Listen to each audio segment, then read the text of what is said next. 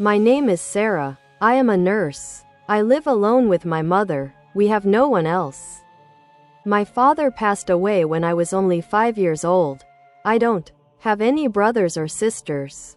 I have only one friend who has been with me since childhood. My mother often remains sick, and for her medicine I have to work harder and earn more. One night at 12 o'clock, there was a knock on my door. When I opened it, a man and a woman were standing outside, along with a rickshaw and its driver. Frightened, I asked, "Who is it?" The woman stepped forward and said, "My sister-in-law is sick. She is about to have a baby. Someone told us about you, and we have come to you for help." I clearly refused and said, "It's already very late at night. I cannot go with you. You should take her to a near hospital instead." The woman and the man standing with her began to plead with me, saying, "It is midnight, where else can we go? Our home is nearby, we will return shortly." The woman even placed the edge of her scarf at my feet in desperation. I began to feel pity for them, but the time was too late, and something about them felt strange. Their height seemed taller than that of normal humans, and a strange foul smell was coming from their clothes. Their eyes were big and red in color. "Who is at the door?" My mother had woken up and asked. I told her, "It's a patient," and then went inside to explain the situation to her. My mother said, "Go with them, maybe they really need you." I replied, "It's very late, and I feel scared to go with them." But my mother reassured me, "Nothing will happen, God is with you. This woman needs you. If something happens to her, you will feel guilty yourself in whole life." Hearing my mother's words, I felt calmer, and at the same time, a little tempted. I came outside and said to them, "All right, but I will take 10,000 rupees." The woman looked at me and immediately placed 10,000 rupees in my hand. Now there was no reason left for me to refuse. I told them, "Later, you will also have to drop me back. And if the situation becomes too serious, I will not go to the hospital with you." They agreed to all my conditions, so I said, "Fine, let's go." I picked up my bag, which had painkillers and the necessary medical supplies. The man standing beside the woman said to me, "If you agree to come with us, then until the work is finished, you cannot turn back." I replied, "All right." Then he signaled to the rickshaw driver with his hand, and we all got inside and set off. I looked at the clock and saw that it was already 1 o'clock.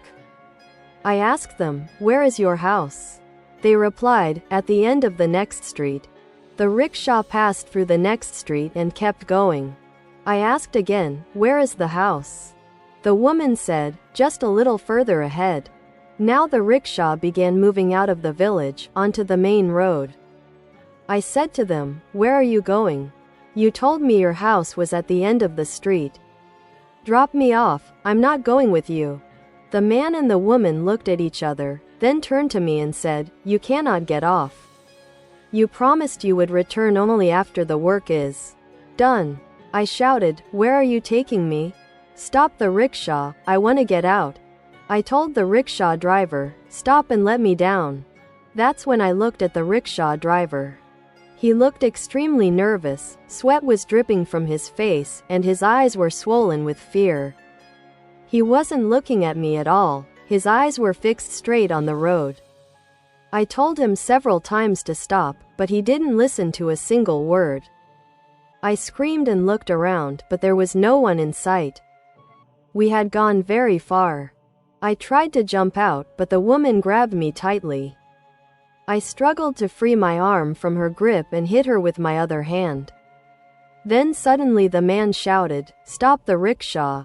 The rickshaw stopped. I immediately jumped out and ran back, but I had no idea where I was. It was dark and silent all around. I kept running on the road, but strangely the road never ended. When I turned back, I realized I was standing in the same place. Only my legs were moving, as if I was trapped. The man's voice thundered, "You made a promise. You can only leave after the work is complete.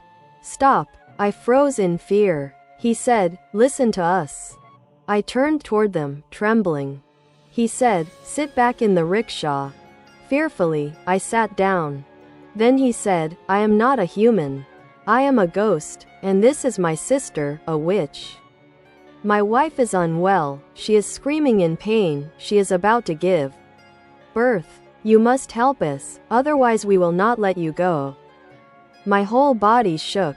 My voice disappeared. I wanted to scream, but terror had stolen my breath. He continued, we won't harm you. We promise. Once the work is done, we will send you home safely. This rickshaw driver is also human, just like you. I glanced at the rickshaw driver. His condition was no different than mine, sweating, pale, terrified. The man asked, shall we go? Though I didn't want to, I nodded my head. We all got back into the rickshaw. After a long ride, the man said, stop here. This is the place. I stepped down. In front of us was a mountain, the road empty, wrapped in darkness. We climbed up and stopped before a cave. The man pointed inside. Go in. My wife is there. Check her. The man and the rickshaw driver stopped there. I entered with lady in the cave and saw ugly woman. She was laying in the cave. She was very fat, dark skin, wild hair, and big black eyes. She was screaming in pain. Her belly was enormous.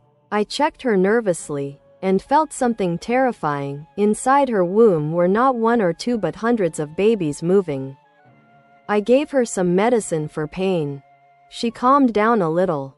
The delivery hadn't begun yet, so I sat down and waited.